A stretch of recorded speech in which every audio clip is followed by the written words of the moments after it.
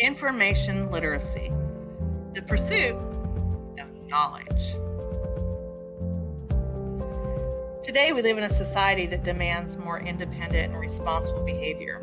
In order to survive and thrive, people have to make responsible decisions in new and unexpected situations. Most of all, people need to embark on their journey of lifelong learning. As society attains its personal growth, it's essential that they are able to analyze mass media information on websites critically and to use that information from the internet productively. The objectives to this tutorial: first off, what is information literacy? Why do I need to worry about what that is? How does information and communication technology affect information literacy? And how can information literacy help me with that thing called fake news? So first up, what is information literacy? Well, the American Library Association defines it as a set of abilities that require individuals to recognize information, locate that information, evaluate that information, and then use that information. Information literacy encompasses the skills and knowledge to analyze information that you get from websites. Is it good? Is it bad? I don't know. It helps you conduct searches, not just on websites, but also in databases and in documents. It can help you evaluate that information, think critically about it, dig deeper. And finally, it helps you exercise judgment in order to plan, predict, and control fast-changing events, because we know information can change just like that. So how do we get information? Well, we get it through ICT. What's that? It stands for Information and Communication Technology. It refers to the technologies that provide access to information through telecommunications, which includes the internet and wireless networks, cell phones. The components of ICT covers any product that will store and retrieve, manipulate, transmit, or receive information. All the things from software all the way down to cloud computing. Some examples of ICT are things we use all the time, like your personal computer, digital television, email, and even robots. Digital communication technologies are anything that allows you to access information anywhere and anytime. But beware, you have to be aware of real threats out there.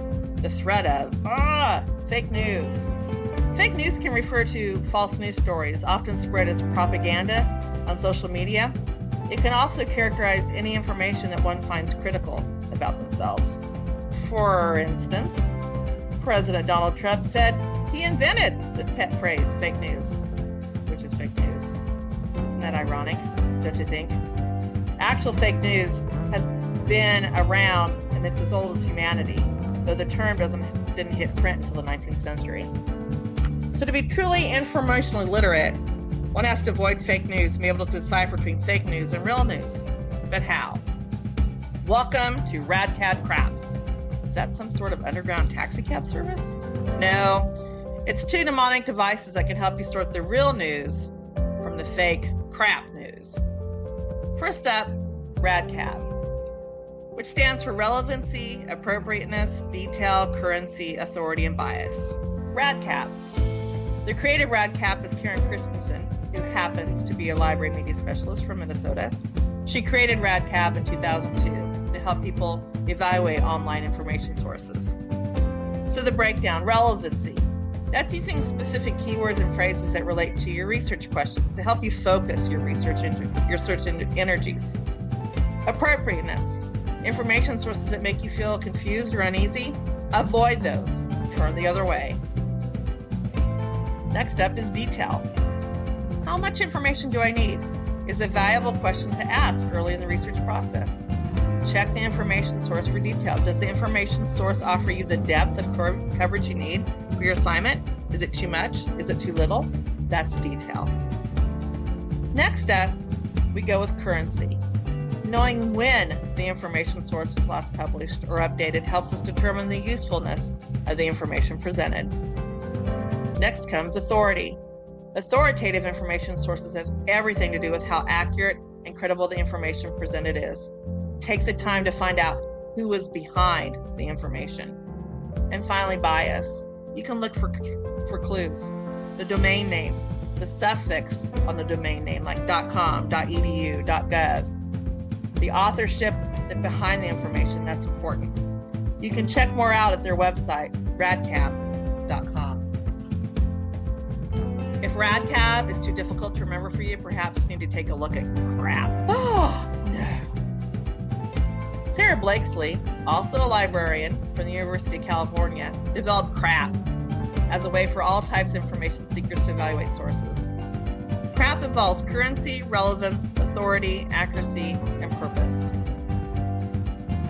But it's a more concise and colorful memory device. So how is CRAP different from radcab? Well, CRAP focuses on the purpose a little more than radcab. Why is that source being written? To entertain you, inform you, persuade you? What's the purpose behind it? When you understand that, then you can dig through the crap. So, to recap, we have defined information literacy and its importance in gathering information on anything from purchasing the right type of barbecue grill to making political decisions. We learned that information literacy is dependent on the information and communication technology we use and whatever platform we use. And we looked at different ways to stay away and sift through resources that may be trying to entice the information seeker with fake news.